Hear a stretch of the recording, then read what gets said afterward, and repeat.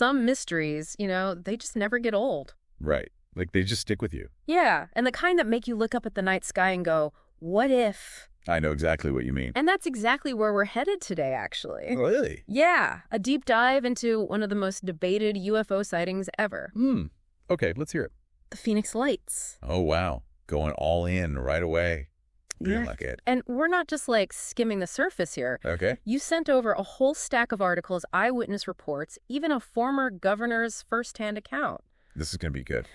Oh, Yeah. You know it. All right. So March 13th, 1997. Okay. Picture this. It's a seemingly ordinary night in Arizona. People are going about their evening routines, maybe having dinner, catching the sunset. Right. Just a normal night. Completely unaware that they're about to become a part of UFO history. Wow. And this wasn't just like a small local event either. Right. We're talking sightings stretching over 300 miles from Phoenix to the Nevada border. That's a lot of eyewitnesses. That is a lot of eyewitnesses. So let's break down what people actually saw. Okay. Because there were two main visual elements to this event.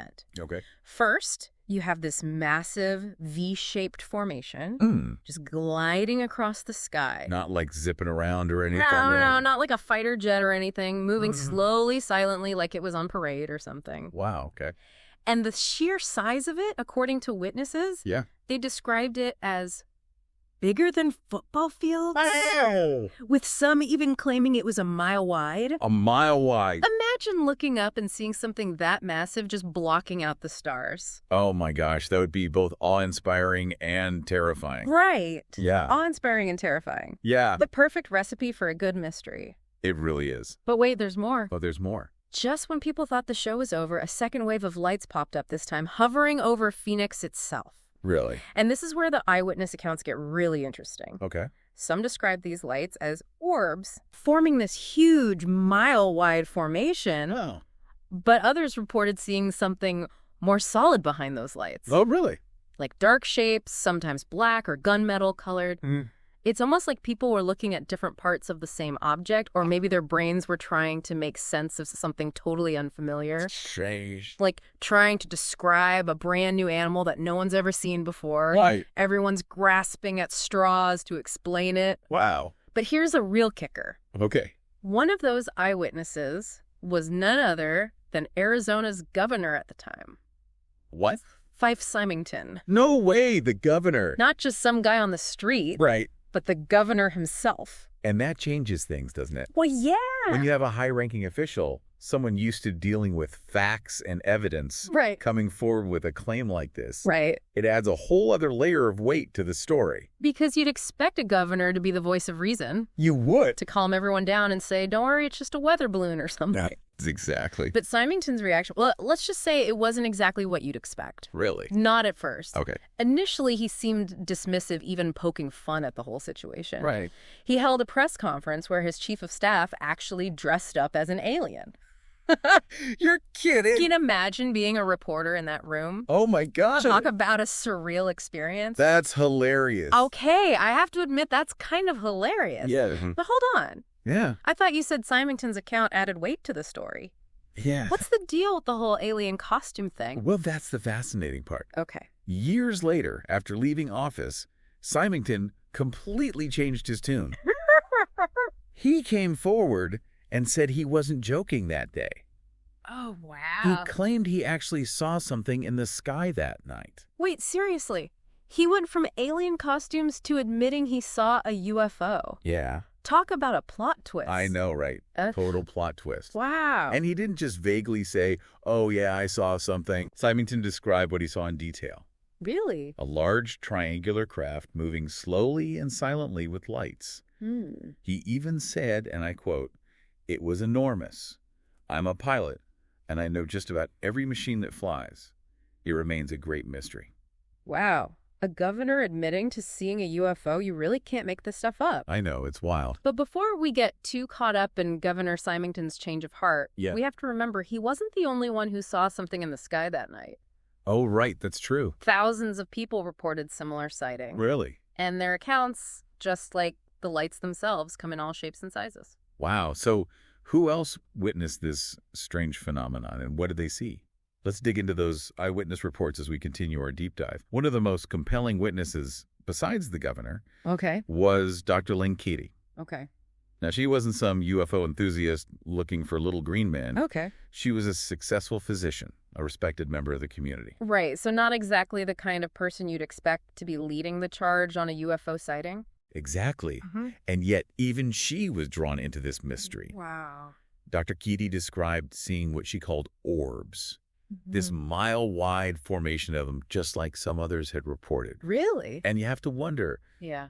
does a witness's profession or social standing make their account more believable? Right. It makes you think about how we weigh evidence and credibility, Yeah. especially in a case like this. It's like if a doctor tells you they saw something strange in the sky, you're more likely to take them seriously than if your eccentric neighbor said the same thing. Yeah, definitely. But doctor or no doctor, we're talking about a lot of people seeing something unusual. Thousands, in fact. Wow. And their descriptions, while varied, paint a fascinating picture. Okay. Some, like Dr. Keating, focused on the lights. Right. But others, like we mentioned earlier, Yeah. described seeing those solid, dark shapes. Right. Imagine a massive, silent craft gliding through the night, cloaked in darkness, except for these strange lights. Yeah. It's like something straight out of a science fiction movie. Okay. I'm getting chills just picturing it. Right. But with all this buzz, with thousands of people freaking out, Yeah. I'm guessing the authorities couldn't just stay silent. You're right. The official explanation came pretty quickly. Okay. And it's centered around one word: flares. Flares. Specifically, flares dropped by the Air Force during a training exercise that night. That's it. Seems a bit anticlimactic, doesn't it? On the surface, maybe? Okay.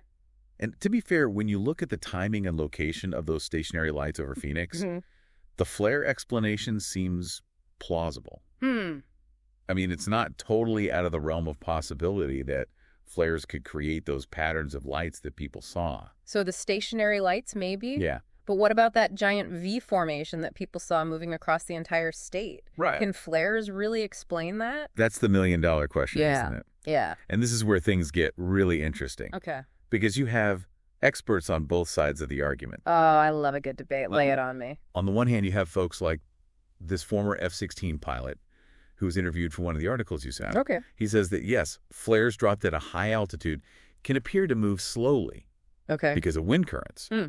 And depending on atmospheric conditions, they might even create the illusion of a V-shaped formation.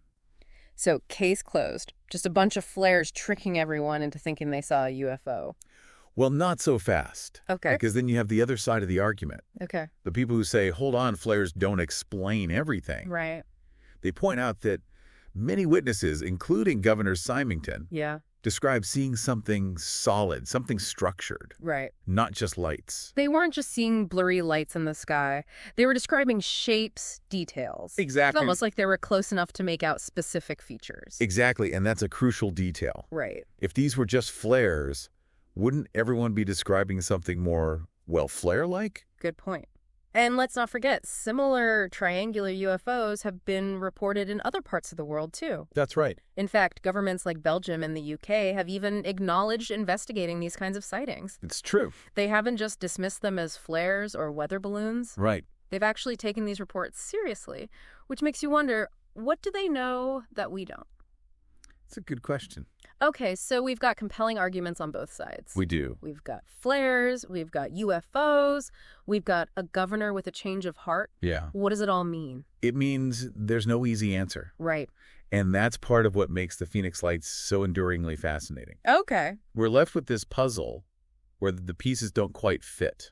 So where do we go from here? We've got this puzzle, but what are the missing pieces? Well, let's consider some of the lingering questions. Okay. Because even with the official explanation, a lot of people remain unconvinced. Right.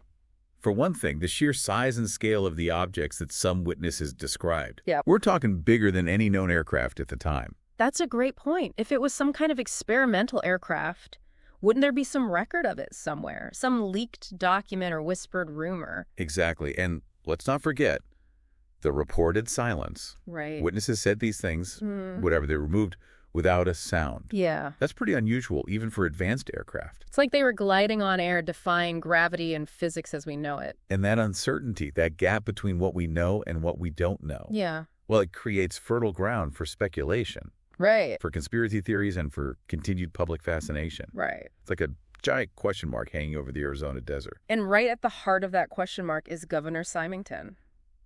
Yeah. Seriously. What do you make of his dramatic change of heart? I don't know.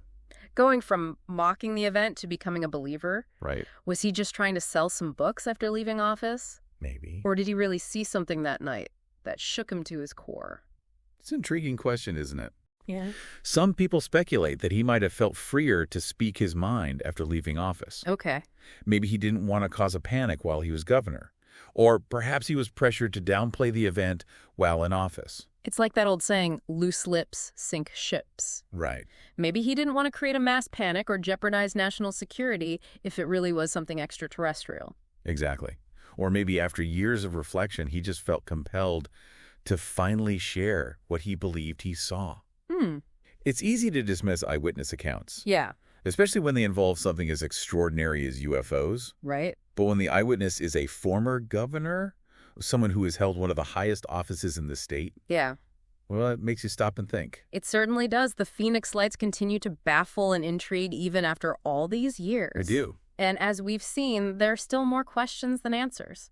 So we've journeyed through eyewitness accounts, debated flares, versus something more extraordinary, and even grappled with a governor's change of heart. It's a wild story. It really is. But the heart of this mystery remains. Okay. What did people see in the skies above Arizona that night? That's the beauty of it, isn't it? It's like we've laid out all the pieces of this massive jigsaw puzzle. Yeah.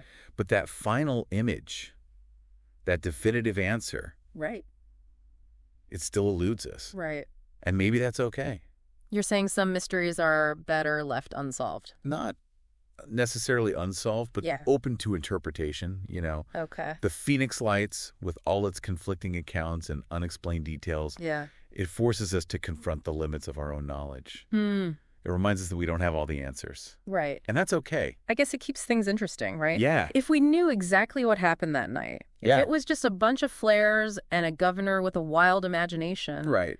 well, it wouldn't be the Phoenix Lights, would it? That's true. It wouldn't have this mystique, this hold on our collective imagination.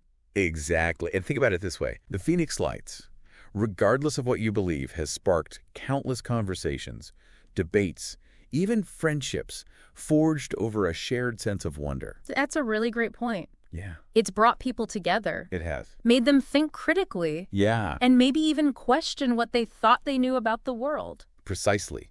It's challenged our perceptions, made us question the official narrative, and perhaps even opened our minds to possibilities we might have dismissed before. Right. And in a world that often feels too defined, too black and white, Yeah. maybe that's the most important takeaway for the Phoenix Lights. The idea that there's still room for mystery, Yes. for wonder, for a little bit of what if in our lives. Exactly. The unknown can be a powerful thing. Yeah. It can be unsettling, sure, but it can also be incredibly liberating. Right. It allows us to ask big questions, to imagine different possibilities, to embrace the idea that we don't have all the answers. So as we wrap up our deep dive into the Phoenix Lights, Yes. we're left not with a neat conclusion, but with a sense of awe. Right. A healthy dose of skepticism, Yeah. and maybe even a renewed sense of curiosity about the world around us. That's a great way to put it. What do you say? I completely agree. Awesome. Well, a huge thank you to you for sharing your sources and your curiosity with us. Of course. Thanks for having me. And to you listening, keep exploring, keep asking questions, and never lose that sense of wonder.